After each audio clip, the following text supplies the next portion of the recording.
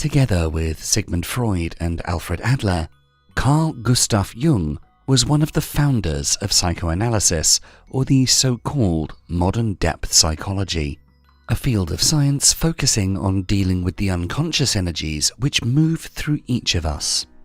In spite of being highly praised by Freud, Jung departed from his teachings, eventually founding his own school of psychology called analytical psychology. Some of the most important concepts in Jung's work are personality typology, individuation, and also archetypes like persona, the shadow, anima, and animus. In this context, an archetype is a universal model common in many cultures which influences human behavior. In spite of the fact he's mainly considered a psychoanalyst, Jung made huge contributions to the realm of philosophy. His particular take on the subject is often referred to as Jungian philosophy. He wrote many books like Psychology of the Unconscious, Man and His Symbols, The Archetypes and the Collective Unconscious, Modern Man in Search of a Soul, The Psychology of the Transference, Memories, Dreams and Thoughts, and the Relations Between the Ego and the Unconscious. His entire work was about how to help people navigate through the complexity of their psyche, to help them understand themselves better in order to heal. Jung was particularly interested in the process of individuation, how to express the true essence of your personality, and how to develop yourself into a mature and whole person. When people can harmonize their consciousness, the part of the psyche which is aware of and responsive to its surroundings with their unconsciousness, the part of the psyche in which mental and psychological activities take place without the individual's awareness, they can understand their self, which is their psyche as a whole, unifying the consciousness and the unconsciousness. Learning how to know yourself is crucial, so to help you learn more about how to know yourself better, here are 7 teachings from the wisdom of Carl Jung. Number 1. Draw mandalas. Carl Jung said, "The mandala is the path to the center, to individuation." According to Jung, the self can be represented in the form of a mandala, which is a circle containing different sectors. It's a diagram with different components in it, each one representing an aspect that reveals the self. Oftentimes, it looks like a circle, which, according to Jung, reflects a sacred space. When you draw your own personal mandala, it becomes one of the best ways to see your inner self in its most essential aspects. At the center of the figure, the core of the self resides. The self is the central aspect of an individual's personality and life. Then, around the circle, are the outer world and inner world. The top half is the outer world and represents our surroundings and environment. The bottom half shows the inner world, what is deep inside us.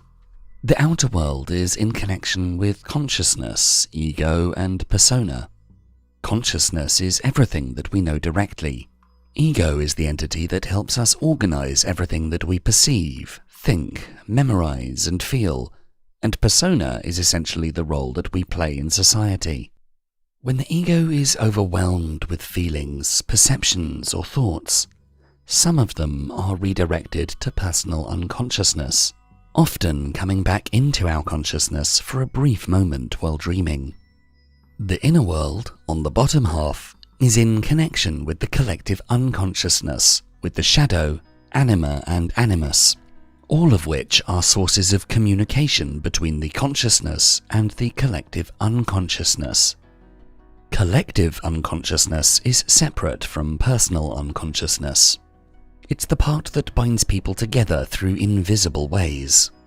Jung used this concept to explain the similarities in mythologies around the world.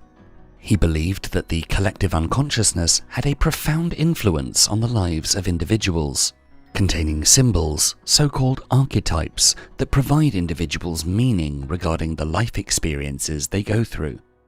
The shadow, part of the inner world, is considered to be the most dangerous aspect of the self, consisting of all the unacceptable animalistic, aggressive, or sexual instincts.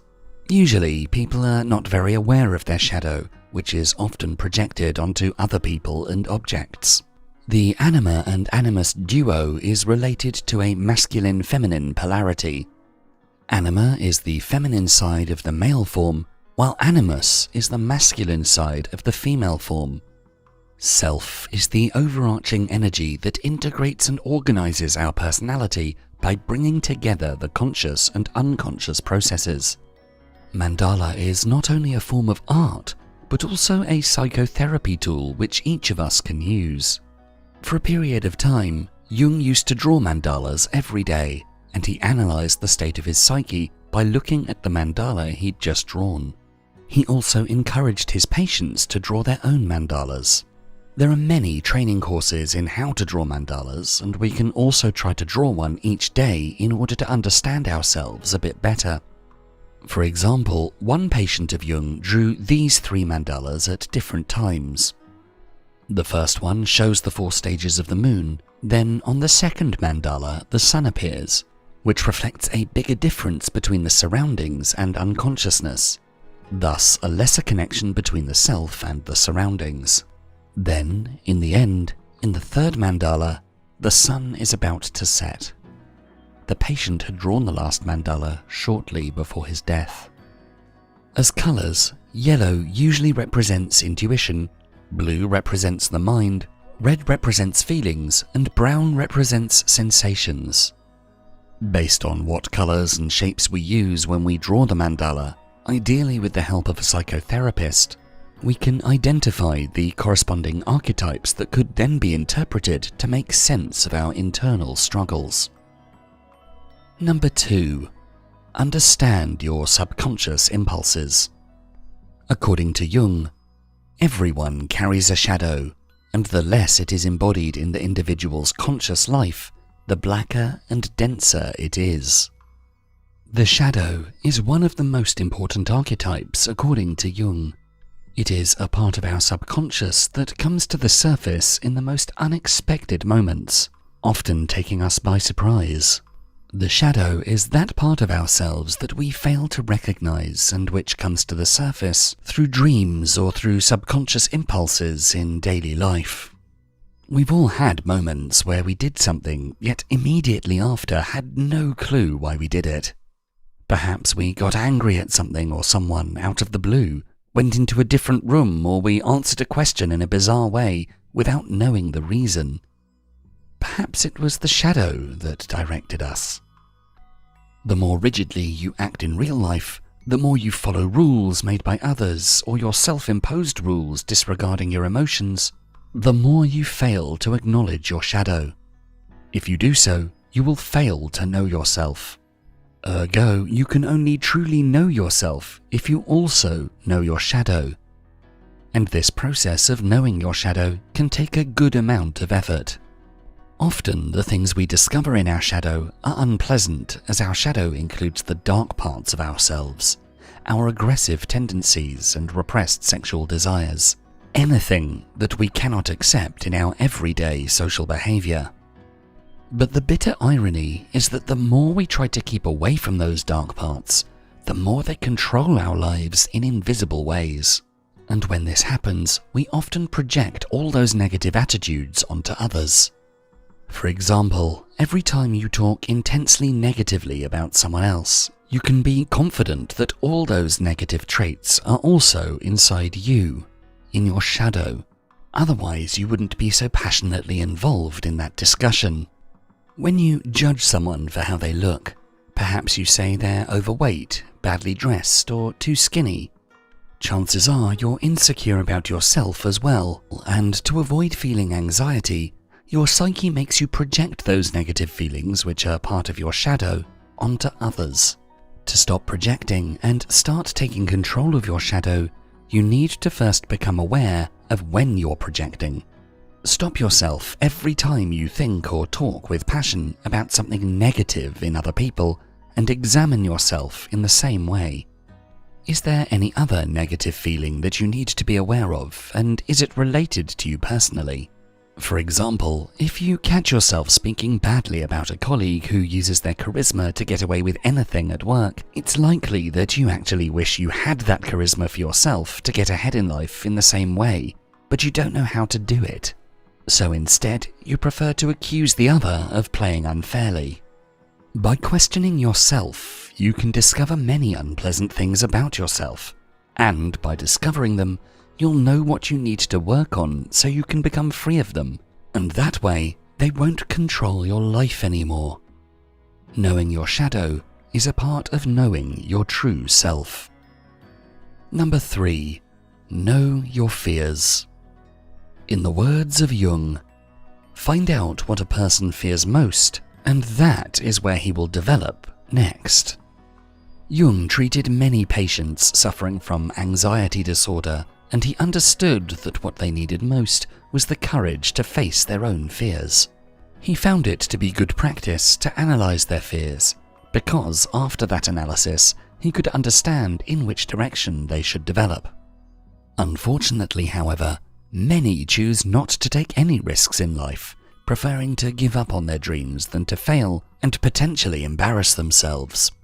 When this tendency overwhelms individuals, they can become neurotic. No matter how courageous we look to society, we all have our own fears. Nobody in the world is truly fearless. What we can learn from Jung's studies on his patients regarding facing their inner fears is that by analyzing our fears, we can discover which area of our life we should work on. If we permanently avoid facing our fears, we will remain in a cocoon, in a comfortable space. But that won't make us happy in the long run. By refusing to look inside ourselves, by refusing to know ourselves better and finding solutions for our fears, we will stop growing. For example, your fear of public speaking might prevent you from advancing in your career. You avoid speaking up during big meetings or participating actively in business conferences. Overcoming your fear can only happen once you start getting to know your fear better. Identify it, acknowledge it, then find reasons why this fear is unfounded.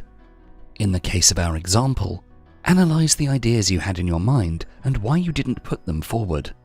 Were they better than those of your colleagues? If yes, then you had no reason not to express your idea in the meeting. To start speaking more in public, you can practice in front of a mirror or, better yet, record yourself and review the video. Not only will you be able to see what you do and don't like and correct for it, you'll also get more comfortable hearing your voice and seeing yourself in that context, which means you'll feel more confident, which will improve your performance. If your fear has deeper roots, perhaps caused by a traumatic event during your childhood, then you need to look deep inside your memory, ideally with the help of a licensed psychotherapist, to identify and confront those moments. To really know yourself and evolve, one of the best ways is to face your fears and the roots of those fears. Number 4. Face your emotions. Carl Jung tells us, people will do anything, no matter how absurd, to avoid facing their own souls. According to Jung, psychological diseases like neuroses have always been at the base of legitimate suffering. This suffering is often buried so deep inside us that it becomes very difficult to deal with. The painful emotions that we often fear to face are developed from trauma, rejection, loss, failure, or abandonment. It's not enough to be mentally aware of those buried emotions. It's also important to have the courage to feel them in their raw form, to truly face them. When we're too afraid to face them, we mask them. We go into self-harming activities, addictions, or we close our hearts, adopt more rigid behavior, and are afraid to show our suffering. The way to stop running away from facing our soul is to understand first that it is not the event that traumatized us, but rather the set of beliefs we built afterwards around that event. Maybe after you suffered that traumatic episode, you started to see yourself as a worthless human being, not good enough or deserving enough. Once you identify these beliefs, you need to start questioning them. Find evidence in your present life that these beliefs are not true, and build a better, more positive belief system about yourself. For example, imagine you were raised in a dysfunctional family with alcoholic parents that regularly neglected you, making you feel worthless, but also ashamed of them. Just as your parents neglected you as a child, as an adult you find your partner is doing the same, and all those past memories now come and haunt you. The sadness you feel because of your partner will be amplified by the sadness you have from your childhood, making everything worse, preventing you from focusing on even your most basic daily tasks, potentially even resulting in clinical depression. You shouldn't run away from those early memories about your childhood, but rather investigate the belief system you inherited from it and question it. One example of a belief that influences you negatively can be that you think you're not lovable enough, that you don't deserve love, and that if someone got to know you better, they wouldn't like you, and that if they do show that they like you, you believe that there must be something wrong with them. You need to change such a belief system with a better one that better reflects the worthy person you are today. An example of a belief system that would help you feel more lovable could be to start telling yourself that indeed you're not perfect, but nor is anyone else, and that's fine. You try to work on yourself every day, putting effort into self-development, trying to be fair with other people. You give your best in your work and go all in on your relationships. Have your own validation first, then look for other people's validation. You can only build positive emotions on a solid foundation of self-love, a good knowledge of yourself and what you're capable of. Your vision of yourself will become clearer if you investigate your deepest emotions, your inner suffering and the beliefs you've built around it. You cannot really know yourself if you don't have the courage to examine your soul and emotions inside out. Number 5. Understand your dreams. To quote Carl Jung, "Dreams are the facts from which we must proceed." Jung considered dreams as being messages from the unconscious. They have the role to re-establish the psychic equilibrium. Whatever was not fully processed by the conscious mind during the day comes back to haunt us in our dreams. Jung believed that dream material mainly contains repressed feelings that we don't want to face anymore. So he created a method for interpreting the dreams that he called active imagination. First of all, the patients had to write their dream just after they woke up from sleep. Then they had to identify the key symbols appearing in the dream and make associations between them, connecting them with their daily life events. Through this process of active imagination, Jung guided his patients through a process of reliving the dream while still awake. The purpose was to get the story inside the story of the dream. No matter how silly the story of the dream is, Jung believed, there is always a deeper meaning. By reliving the dream, we force ourselves to interact with the dream figures actively, emotionally, and by living that emotion, we get in touch with the deepest layers of ourselves. If Freud interpreted dreams only as ways to discover repressed sexual instincts, for Jung, a dream can have more dimensions, including archetypes and cultural symbols. It is said that Freud interpreted dreams at the objective level, while Jung did so at the subjective level. According to Jung, if you dream that you talk to an old man that you don't know, and that man's telling you something very important, it means that you should listen to his advice. That old man represents the old wise man, an archetype who's supposed to be your guide and a helper. When such archetypes appear in your dreams, it means your life is going through a period of transformation. The unconscious is not a harmless territory. Therefore, we must be cautious if we are to embark on the journey of dream interpretation. It is better to start with simpler dreams and then to advance to more complex ones, maybe with the help of a psychotherapist. By analyzing our dreams, we can understand a great deal about ourselves, who we are inside. We can learn things that we never imagined about ourselves. Number 6. Take time to be alone. Jung teaches us that the highest, most decisive experience is to be alone with one's own self. You must be alone to find out what supports you when you find that you cannot support yourself. For Jung, solitude was highly important, declaring that for him it is a form of healing, making the rest of life worth living. Empty gossip drained Jung of his energy, and he often preferred the company of his own thoughts. The experience of solitude gives you more power to face life's challenges. You then better understand the cause of any problem which affects you. You find out what resources you have inside to face that problem. Also, it's a great time to come up with creative ideas concerning your next steps towards anything you want to do in life. Solitude is different from loneliness.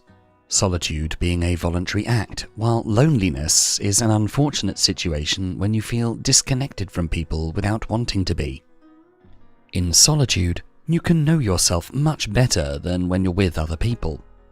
When you're with other people, there is a large chance you will involuntarily start to copy some of their behavior, and somehow, the authenticity of yourself becomes blurry in that interaction. To really know ourselves, we need moments of solitude when we're alone with our thoughts. We should try to have a personal space in our home, a space where nobody disturbs us, where we can meditate, write personal notes, write in a diary, or, if this isn't possible, we should take long walks outside, alone, preferably in nature. You will soon feel the benefits of such alone time, and we will all get to know ourselves a little better each day we practice solitude. Number 7. Ask others what they think about you. In our final quote from Jung for this video, he says, "We may think that we fully control ourselves. However, a friend can easily reveal something about us that we have absolutely no idea about."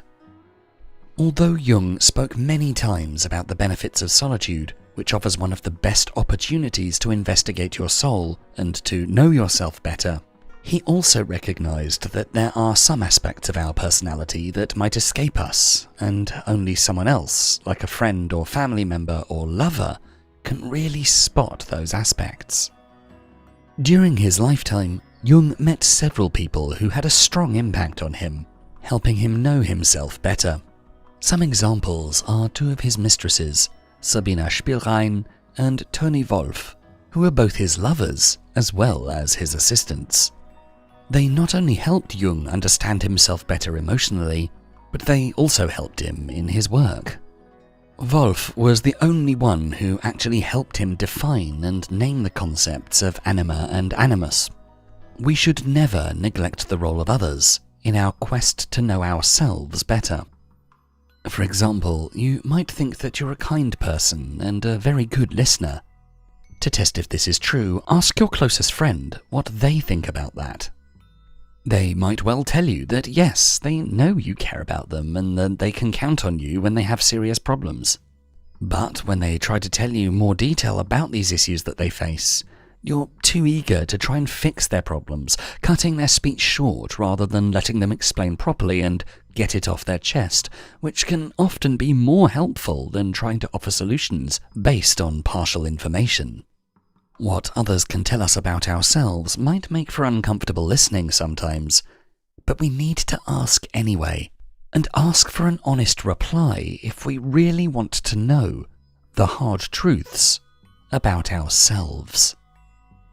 If you enjoyed this video, please make sure to check out our full Philosophies for Life playlist, and for more videos to help you find success and happiness using ancient philosophical wisdom, don't forget to subscribe. Thanks so much for watching.